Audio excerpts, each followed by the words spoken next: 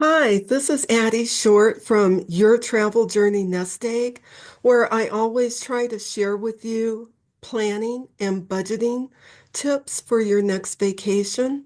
So today I want to share with you my opinions on the Carnival drink package. We just came back from a 5-day cruise and we've never done the drink package before. And I told my husband, I said, since we get almost the $300 onboard credit, we might as well go ahead and buy the drink package for our 5-day cruise so that we wouldn't have to worry about it. And so I'd like to share with you my opinions because we did budget for the drink package, but we didn't budget for some other things. And I'll share that with you in a minute. So, some of the things that you can expect from getting the Carnival Cruise drink package is you do prepay for your drinks, which I think is really cool. One of the positive things about the drink package is you know right up front how much money you're going to spend. And so, because we went on a 5-day cruise, I knew that our drink package was going to be $825.42. And that was for the two of us.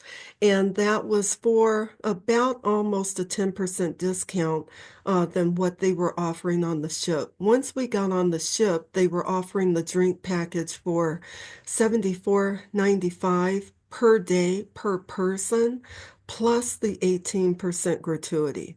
So if you do the math, the 825.42 was a discounted rate. The other thing that I liked about the drink package is that you can order up to 15 drinks in a 24-hour period. That means from 6 a.m. in the morning to 6 a.m. to the next morning, you can have 15 drinks. I'm the type of person that really doesn't drink that much, but that gives you the option to try a couple of new drinks maybe that you've not had before, or just maybe get tea or whatever you want. The drink package does include drinks up to $20. So you can have that nice cocktail. You can have that really, maybe an expensive shot of tequila if you'd like, as long as it's up to $20. If it goes over $20, then you get a 25% discount. The drink package also includes for the adults any sodas that you want to drink, non-alcoholic drinks. So if you want to do like a non-alcoholic strawberry daiquiri, that's included in the plan as well. It includes your water. You can get tea.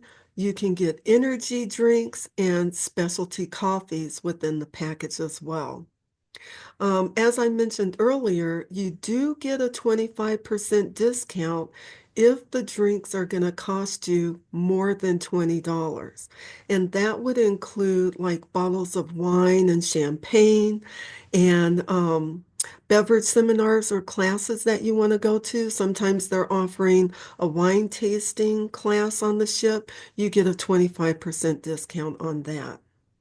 So those are the positive things about the drink package. The things that I did not like about the drink package, and I must have forgotten to read this in the fine print, is we started using our drink package in Miami as soon as we boarded the ship and it was activated. What I did not realize is that while we were in U.S. waters, we were being charged tax for each one of those drinks. So, depending on what the tax rate is from your port that you're sailing out of, the drink package does not include the tax on that. So, you do wind up paying the tax. It's small. I can tell you for about a $12 to $14 drink that we ordered, we paid about $1.14 worth of tax. I know that I also ordered a beer, and I think the tax on that beer was like 86 cents or something like that. But just keep that in mind. You do get charged the tax. Now, once you get out in open waters and away from U.S. waters, I should say, there is no tax that's charged. The other thing that I really don't appreciate about the drink package is that all adults that are assigned to one stateroom have to purchase the package. So for me and my husband, normally I don't drink as much as he does. Not to make it sound like he drinks a lot, but normally I don't drink as much as he does. And so, because we are in the same cabin, that meant that I had to buy the drink package as well. So, as I mentioned earlier, the drink package for us, though, was only $825 for the two of us, which equated to about $82.54 per day per person, which wasn't too bad.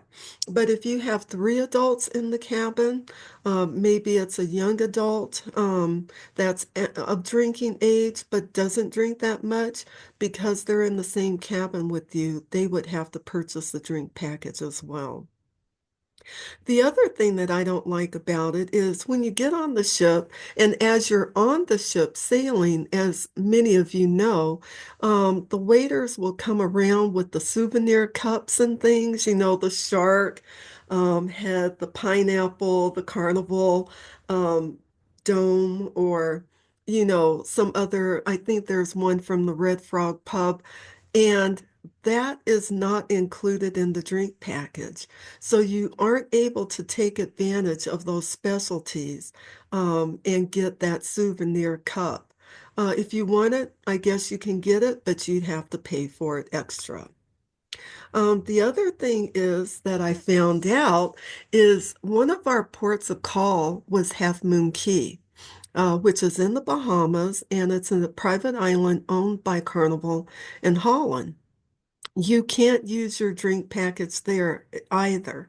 Now, they will tell you that when you purchase the drink package, but it really wasn't evident to us until we got to Half Moon Cay and we were purchasing drinks that were pretty watered down. So you had to buy two or three just to kind of get a little buzz. And those drinks were really expensive. To me, they were more expensive than the drinks that they were charging for on the ship. So just keep that in mind when you go to Half Moon Cay or the new private island that's going to be really fun, that's opening in July of this year, 2025. You will not be able to use your drink package there. You will have to pay for the drinks. And for me and my husband, because we had not only ourselves, but we were traveling with my daughter and her boyfriend, we probably wound up spending about $100 to $150 worth of on drinks just on that island as well that day. The other thing is, in order to break even, so like I said, I really don't normally usually drink that much, but because I had the drink package, I said I'm going to get my money's worth. And so what we calculated the break-even point for the drinks to be was about $14 per day. So if you drink 14, drinks that were worth $14 or more, then you were going to get your money's worth if you drink six drinks. Now, one day I had a couple of drinks that were about $14, but had some beers as well. And of course, the beers only run you $8 or $9. So again, that was not part of the break-even package, but we did it anyway. um, you can't get an extra shot. And that really got to me. When I asked the waiter for an extra shot, and I think I got like a Bacardi and Sprite or a Sierra Mist, whatever they're serving on the ship, and I knew that that was only going to be around $12 or so. They say that you can get an extra shot for $4 to $6. So I felt like I was still within my $20 range, right?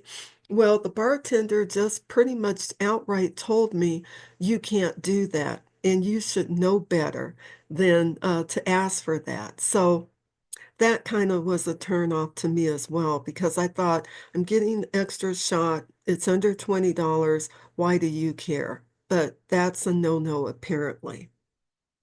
Here's another thing that they do tell you when you buy the drink package, but I just wanted to mention it to you again, is that if you sail from Texas, New York, or Norfolk, that drink package does not kick in until your second day of sailing.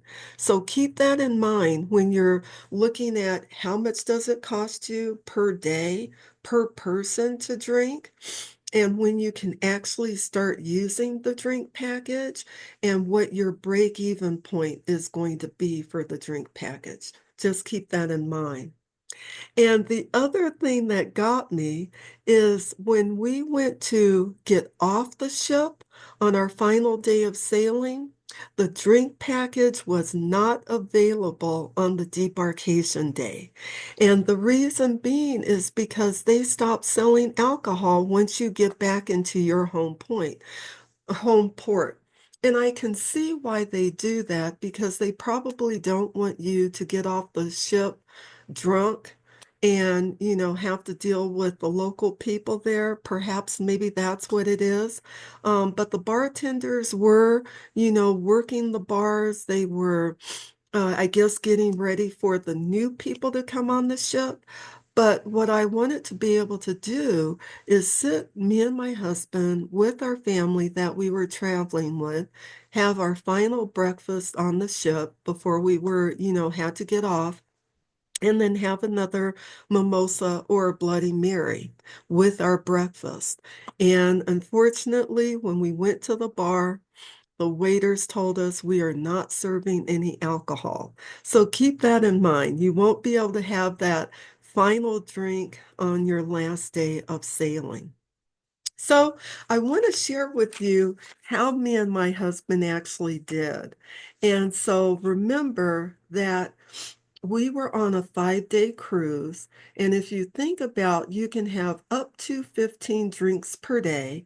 If you're on a 5-day cruise, that means you can have about 75 drinks for that particular sailing. Well, my husband came in at around 29 drinks.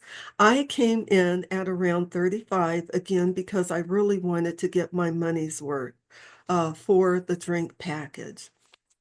So, from a break-even perspective, if you're looking at trying to get those 6 drinks in per day, then I think we did it. We did the break-in, or we got the break-in for the package, or the break-even point for our package. But with those 29 drinks and 35 drinks that I had, even though we did do our break-even point, I think we came out on the bottom side of it. And the reason being is because remember I told you when we went to Half Moon Key, those drinks showed up on our sail and sign card and our bill at the end of the day. The other thing that I didn't mention is that we had 3 ports of call. And at each port of call, we got off the ship. So in Grand Turk, we went to Margaritaville, and we probably spent well, I shouldn't say probably, I know we spent around $175 on drinks and food there. And that was our first port of call. Our second port of call was the Half Moon Key, which we used our sail and sign card for all of those drink purchases, which, as I mentioned earlier, showed up on our sail and sign and our bill at the end of the cruise. And then our third port was Freeport, Bahamas. We got off there, went to Senior Frogs, and we probably spent about $140 there. So I guess the moral of the story here is that if you can discipline yourself and do all of your drinking on the ship, if you purchase the drink package and do that, I think the drink package does save you money, especially if you purchase it ahead of time, because that way it's not on your bill at the end of the cruise. It's something that's already paid for and it won't show up on your final bill. However, if you are disciplined enough to not drink in port and maybe only have one or two drinks, to where it's not, coming out, you're not coming out a lot of pocket like we did, I still think the drink package is worth purchasing. But unfortunately, we were not disciplined enough. We did drink at all three ports because we wanted to have a good time. And we also like funneling money into each port because we know that those people don't make a lot of money most times. So, yes, I do think that the drink package is worth it, especially if you know what your break-even point is and you're disciplined enough to only purchase the drinks on the ship and not off when you get into port. So that is my travel budgeting tip for you this time, and I hope you enjoyed it. And as you can see, I'm back healthy and ready to share more travel planning and budgeting tips with you. So thank you for listening. Again, this is Addie Short from Your Travel Journey Nest Egg. Have a good day.